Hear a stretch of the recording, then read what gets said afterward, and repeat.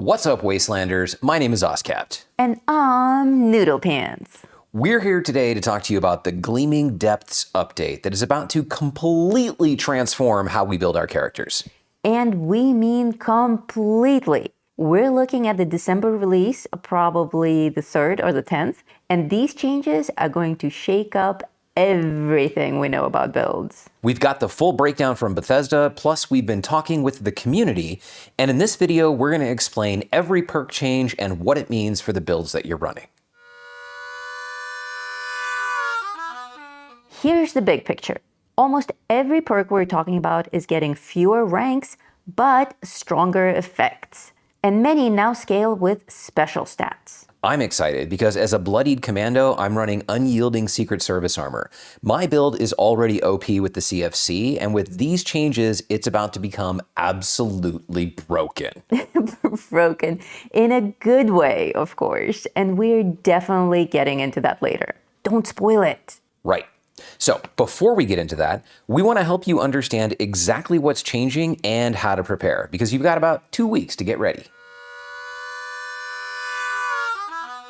Let's start with what everyone's excited about. Inventory management is getting a complete overhaul. Batteries included is dropping to 2 ranks. Rank 1, 45% weight reduction for energy ammo. Rank 2, 90% weight reduction. Legacy Gatling plasma users, you're about to have a lot more inventory space. Ordnance Express follows the same exact pattern. Rank 1, 45% reduction for explosives. Rank 2, 90% reduction. Did someone say auto grenade launcher builds? Time to stock up because you can actually carry enough ammo to make those viable.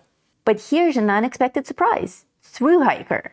Not only is it getting the same 45%, 90% treatment, it's moving to endurance. This is huge for 2 reasons. 1, it frees up precious agility points, and 2, it fits perfectly with the new endurance focus. Food builds are eating good with this update. Now, speaking of endurance, it's a stat that is finally getting some long overdue love, becoming the new powerhouse stat in the process. The community's been asking, what are we going to do with all these endurance points? Well, here's your answer. First up, Bloodsucker is moving from charisma to endurance and getting compressed to 1 rank. Check out these buffs. 200% healing from blood packs, up from 150%. Now works with Cannibal. Only costs 1 point. Fun fact, the community's already theory crafting vampire cannibal builds that combine this with the buffed cannibal perk. But the star of the show might be Bullet Shield. 4 ranks, moved from strength to endurance, and with a completely new effect. Each rank gives you a 5% chance to deflect ranged attacks for 6 seconds when firing a heavy weapon. Do the math. That's a 20% chance at rank 4. Think about this with power armor and the new ricochet changes. Are we about to see immortal heavy gunner builds? Legacy users are going to hate this. How often does it proc? With every round you fire or every press of the trigger? I don't think it matters. It's going to make the tankiest tanks even tankier. And that might be just what you need for the new raid boss. Adamantium Skeleton is getting the 1 rank treatment too, but here's where it gets interesting. It now scales with endurance. The community is already testing this on the PTS. Higher endurance means better limb protection, which means melee builds just got a huge buff. Think about it, you're already running high endurance for AP and melee builds, now you get better limb protection automatically. And don't forget, Starched Jeans is moving to endurance too. 1 rank, same effect as the previous rank too. This is actually massive for build flexibility. All these perks moving to endurance means you can finally justify those high endurance builds that everyone's been wanting to try.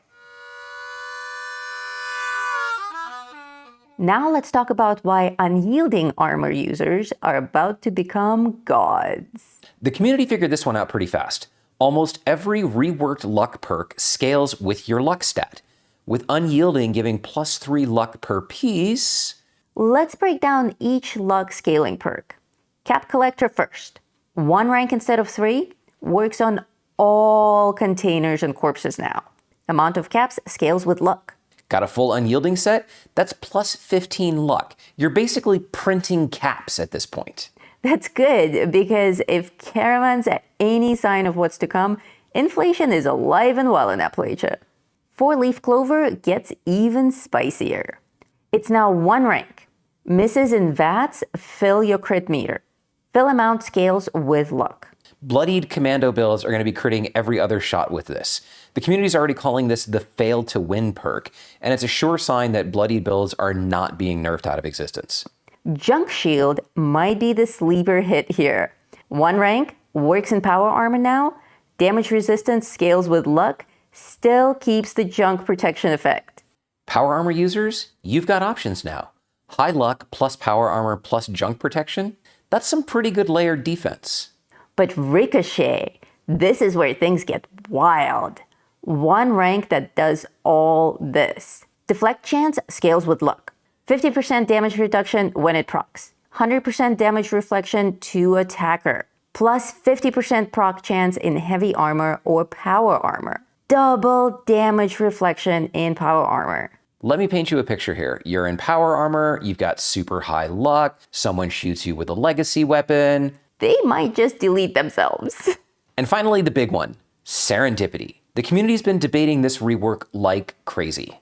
Here's how it's going to work. 1 rank, triggers under 30% health, evade chance scales with luck, basic 1 second cooldown, but light armor adds 0.1 second per piece, medium armor adds 0.2 seconds per piece, and heavy armor adds 0.4 seconds per piece. This creates some fascinating choices. Full Secret Service armor, that's a 3-second cooldown between possible evades. But remember, no power armor allowed, and you can't be over-encumbered. The community is already testing mixed armor sets to find the perfect balance. Some players are even talking about running lighter armor pieces just to maintain faster serendipity procs. The meta is about to get bizarre. You're going to run naked, aren't you? I got no pants on. The changes to survival perks are creating some interesting new build possibilities. All Night Long is now 2 perk points for 1 rank, but it doubles all pre-war alcohol effects. Party boy, party girl users, you're about to have a field day. Those ballistic bot buffs lasting twice as long? And with Professional Drinker dropping to 2 ranks, you can run both perks more efficiently.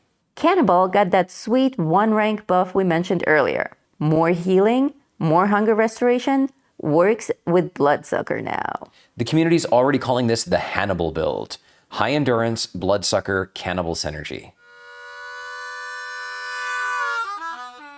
Intelligence builds are getting more love too. First Aid is now 1 rank, but scales with intelligence. This is actually huge for power armor builds. You're already running high intelligence for stabilized, and now your stims are stronger too.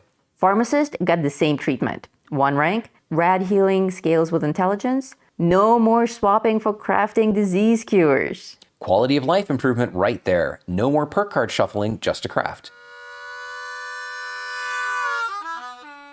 And with that, we'll segue to the changes that everyone is excited about, the quality of life improvements. Hard bargain. 1 rank for +7 charisma while trading. That's maximum buying power for 1 perk point. Life Giver scaling with endurance is perfect for tank builds. The higher your endurance, the more HP bonus you get. Solo players got some love too. Lone Wanderer is 1 rank, but your AP regen and defense scale with charisma. And Night Eyes? Well, it works all the time now, which doesn't really make any sense. But at least you don't have to worry about swapping it in and out for day and night. So what does all this mean for the meta? First off, bloodied builds are getting even stronger. All these luck scaling effects, plus their already high unyielding stats, incredible. But power armor builds are making a comeback. Better defense with bullet shield, stronger ricochet effects, more efficient healing with intelligence scaling, junk shield working now. The community is already theory crafting some pretty wild combinations, like vampire cannibal tanks with high endurance, or deflection builds that stack bullet shield and ricochet. There's a glass cannon build with light armor for faster serendipity procs. And then there's a drunk tank build that combines alcohol perks with the new defensive options. Bethesda has been hard at work making the underlying mechanics of the game more robust and challenging. And I think we can all be excited about what's coming in the Gleaming Depths update. It's going to change everything about how we build characters. Whether you're a bloodied build, full health, power armor user, or a solo player, there's something here for you. Building out a character and matching it with a weapon is one of the most important parts of the game, and this update just multiplied the number of options available for a viable build. Just remember, you've got until early December to prepare. Start planning those builds now. Drop a comment down below with your build ideas, and don't forget to join Vault 42 to connect with other members of the community who love the game as much as you do. We have a link for that in the description. We'll continue to update you with anything we learn as the launch date draws closer. My name is Oscapt. And I'm Noodle Pants. And until next time, Stay safe out there, Vault Dwellers.